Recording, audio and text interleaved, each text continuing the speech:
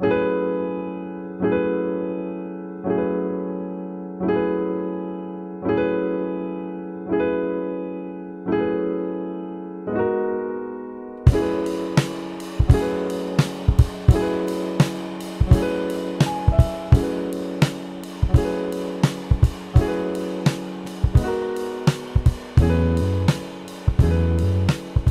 Boxing Nation, what's going on, guys? I tell you right now, the net just keeps getting tighter and tighter when it comes to Guillermo Rigondeaux closing in on some of these featherweights and junior featherweights.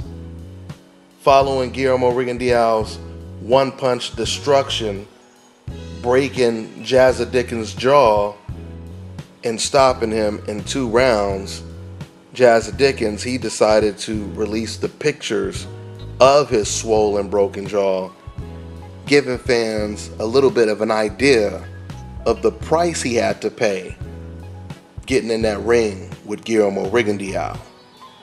Now, Guillermo Rigondeaux, he has stopped 3 of his last 4 opponents. Following this second round TKO over Dickens, Guillermo Rigondeaux, he was extremely animated. He had a lot to say to all of the fighters that have been avoiding him and all of the critics as well. The first thing he had to say was, quote, "Dickens said before the fight I was an old man, but I ripped his jaw out. All those guys that want their jaws ripped out, I'm here." That's pretty damn deep.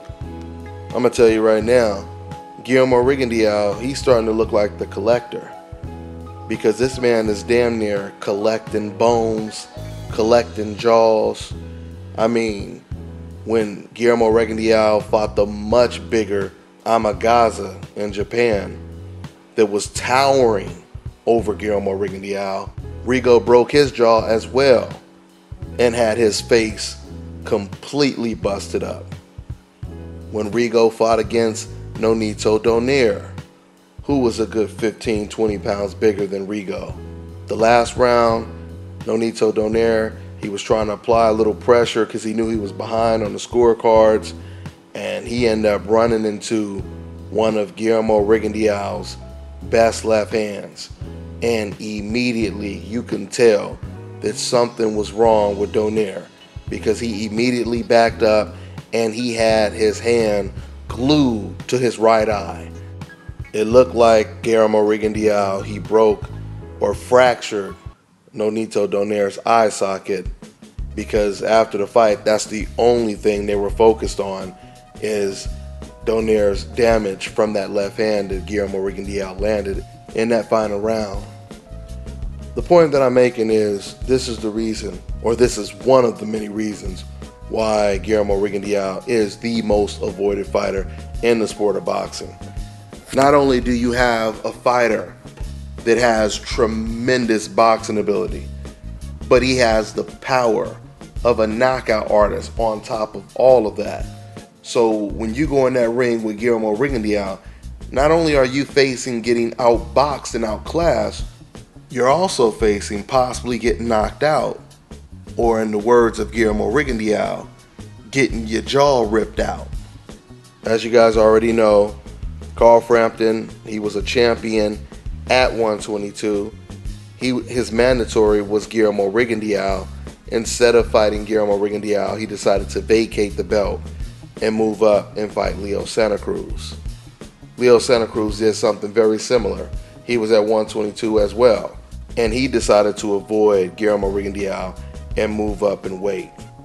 Now, despite all of the fighters that are avoiding Guillermo Rigondeaux, the good news is Guillermo Rigondeaux, he has a really good mandatory that he's going to have to fight pretty soon. And this is a tough, durable Mexican fighter. He's undefeated. He has a record, I believe, of 25-0 with 17 knockouts, and his name is Moises Flores. This guy is an aggressive fighter, and once again, he's a power puncher. So this would make for a great matchup, great contrast, and it's a type of fight where we can easily see someone get knocked out. And since Guillermo Rigondeaux would be favored to win that fight, this would be a really big win for him. It'll be one of those Rigo versus Amagaza type of fights where there is a lot of action, knockdowns, broken bones, etc., etc. So I look forward to seeing this fight, Rigo versus Flores. You have to commend any fighter that's willing to get in the ring with Guillermo Rigondeaux, because there's been so many undefeated fighters coming up the rankings, and as soon as they reach the top, they just said, you know what, I'm okay with being number 2. Rigo can have that, okay? So we'll see. We'll see if Flores or Guillermo Rigondeaux versus Flores is next.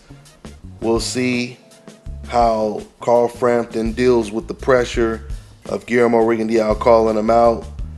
Fighters like Gary Russell Jr. as well calling him out. We'll see what happens. The featherweight division is a stacked division. We'll see.